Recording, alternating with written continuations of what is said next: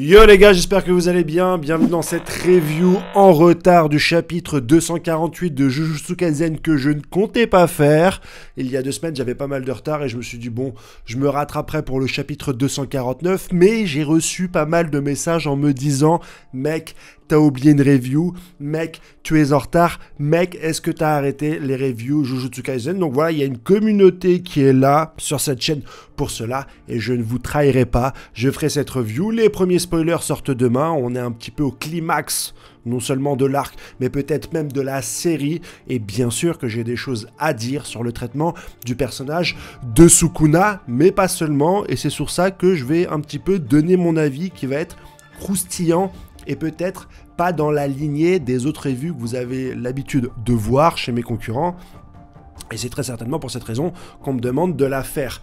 Le traitement des personnages et mon analyse va commencer sur le personnage d'Higurama, qu'on nous a présenté comme un génie. Et je vous le dis déjà depuis quelques vidéos, c'est pas le traitement le plus fin de la part de l'auteur, ni celui que j'attends pour Jujutsu Kaisen. Si je suis aussi sévère avec cette série, c'est que bien sûr, je la trouve largement au-dessus du reste concernant l'exploitation des pouvoirs ésotériques des personnages. Je n'avais pas reçu une telle adrénaline depuis le manga Hunter x Hunter et les événements de ce chapitre me rappellent beaucoup le combat, l'approche psychologique entre Gon et Boomer de Hunter x Hunter, mais même on a un traitement qui est très similaire à Hunter x Hunter en général, le nen étant l'apothéose de ce qu'un auteur peut proposer. Aujourd'hui, j'ai l'impression, avec l'énergie occulte, qu'on est arrivé à un niveau au moins équivalent, si ce n'est plus, surtout dans le traitement du combat entre Sukuna et Satoru Gojo.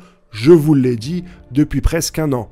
Ce que je n'aime pas, c'est la mise en avant du personnage d'Higurama avec l'épithète génie. Je l'ai dit que c'est pas quelque chose que je trouve intéressant à ce moment-là du récit, et beaucoup m'ont dit en commentaire oui, mais ça nous est dit depuis le début que Higurama est un génie, qu'il a appris l'énergie occulte en quelques mois. Certes, ça l'était dans le cadre de la traque. Que cette épithète de génie soit remise au goût du jour face à Sukuna, la personne qui, même nerfée avec le corps de Megumi, a réussi à buter Satoru Gojo. On est dans l'élite des exorcistes. Quand je parle d'élite, c'est d'il y a 1000 ans jusqu'à aujourd'hui. Il ne peut pas être considéré comme un génie par le personnage de Sukuna. Surtout que ça allait finir en pétard mouillé. C'était sûr que le coup final ne serait pas cette fameuse épée qui peut sortir de l'extension de territoire du juge. Bien qu'elle a servi à nous tenir en haleine, on voit bien dès la première image que c'est un pétard mouillé et que Yuji n'a pas réussi à tuer Sukuna avec cette arme. Higurama meurt, donc je comprends que dans l'explication de l'histoire, on est passé à un cheveu de la victoire de Yuji. Je suis d'accord avec ça, mais il y avait d'autres façons. Vu l'exploitation de l'énergie occulte et sa science, qui nous a été un petit peu décrite depuis le début de la traque, mais moi je l'ai compris au combat Sukuna contre Satoru Gojo, je me dis ça fait tâche de ne se reposer que sur cette technique scénaristique de nommer un antagonisme héros, génie. Et Tutti Quendi, tu le comprendras bien. Je souligne ce point surtout sur le traitement de l'énergie occulte inversée, qui normalement était la fleur de la fleur des exorcistes, maîtrisable uniquement par des gens triés sur le volet. On a vu Satoru Gojo y accéder grâce à sa défaite contre le daron de Megumi. J'aimais bien cet aspect-là. J'aimais bien comment cet aspect, l'énergie occulte inversée, a été exploité dans le combat entre Satoru Gojo et Sukuna. J'aimais bien. Aujourd'hui, beaucoup de gens commencent à l'utiliser. Hiruguma dans les 3 derniers chapitres, alors que c'est réservé normalement à l'élite. Et là, Yuji, qui en un mois a appris à se servir de l'énergie occulte inversée. J'espère qu'on aura un lien avec un sort inné d'un des personnages. Je ne sais pas lequel, j'ai pas fait le tri avant de regarder cette vidéo, mais je trouve ça un petit peu facile. la manière dont Yuji commence à avoir des power-up, notamment sur son traitement de l'énergie occulte. On le voit qu'il arrive à résister à des coups de Sukuna.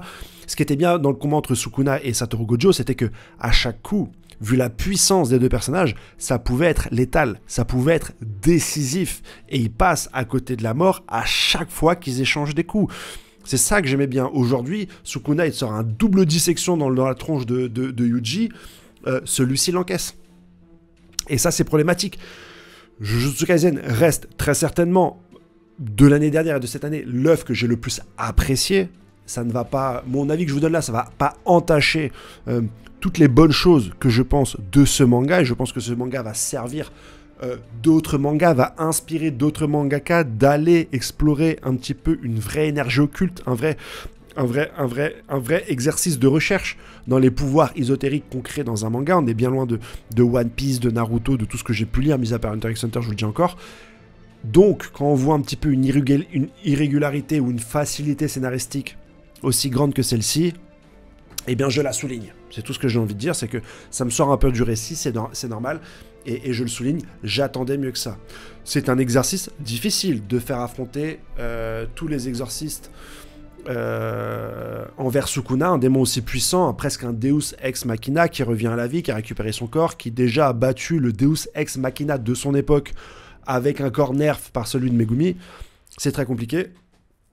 Mais aujourd'hui, même si tu dois monter la compétence de l'intégralité des personnages et des exorcistes qui sont encore là, cette espèce de bataillon d'exploration qui est là pour contrer Sukuna, les faire appeler à tour de rôle génie et leur donner des pouvoirs qu'ils n'avaient pas jusqu'à il y a un mois, ou des maîtrises de choses que seuls très peu d'exorcistes finalement étaient capables de maîtriser, comme eh bien, cette fameuse énergie inversée, c'est dommage.